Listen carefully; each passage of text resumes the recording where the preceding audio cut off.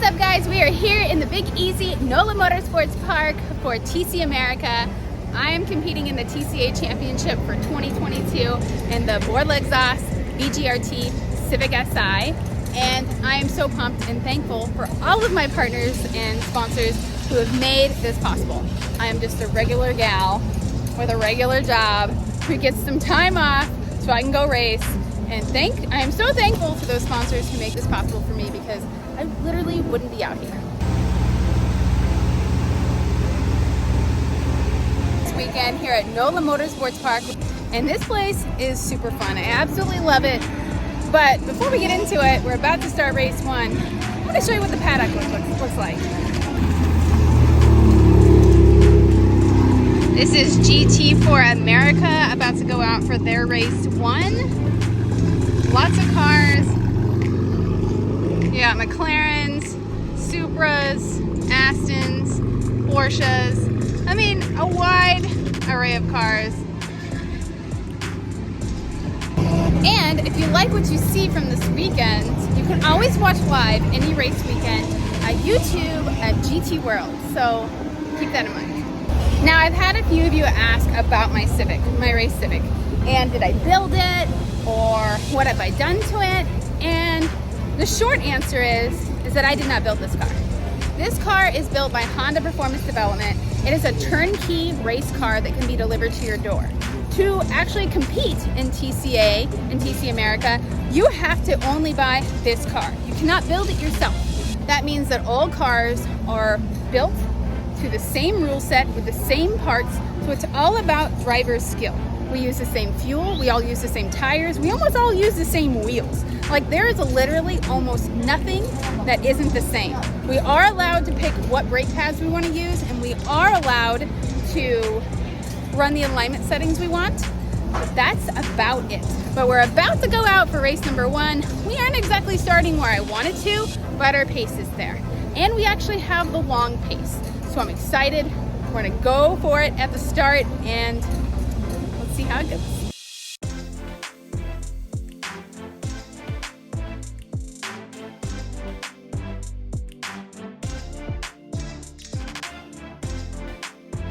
Red Honda back to TCA we go. Gresham Wagner on the pole with the Tech Sport Racing Subaru, and he's got his championship rival Carter Fartuk alongside. Fartuk gets the jump there. He slides across to take that lead down into the brake zone.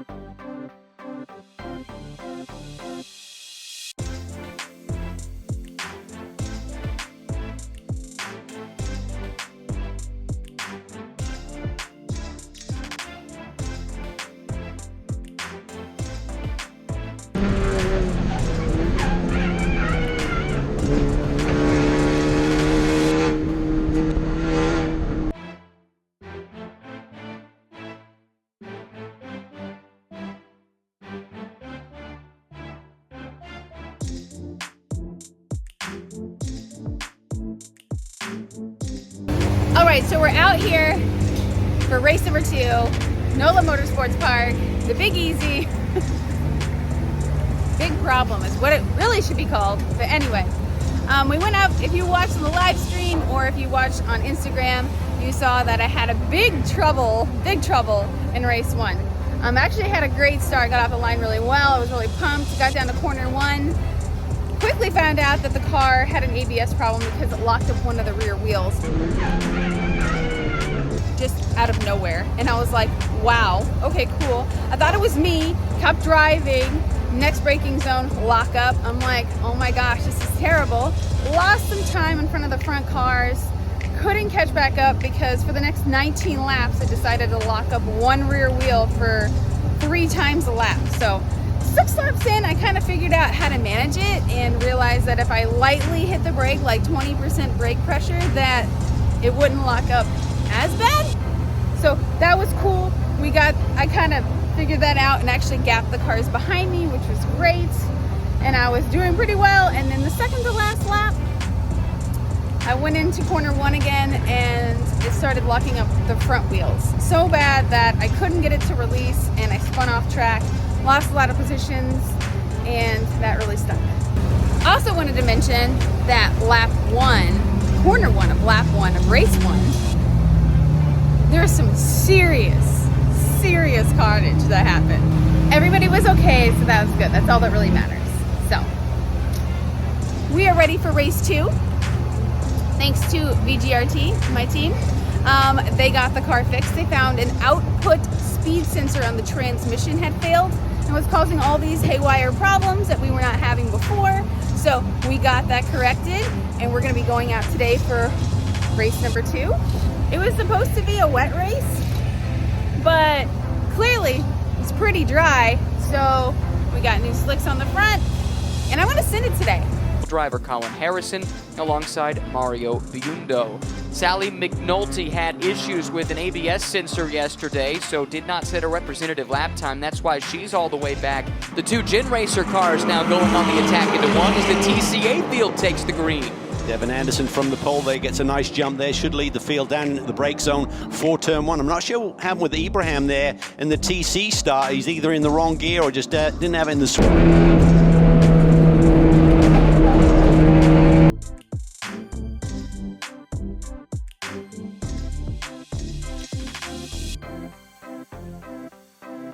Route out in front. We drop back to TCA here.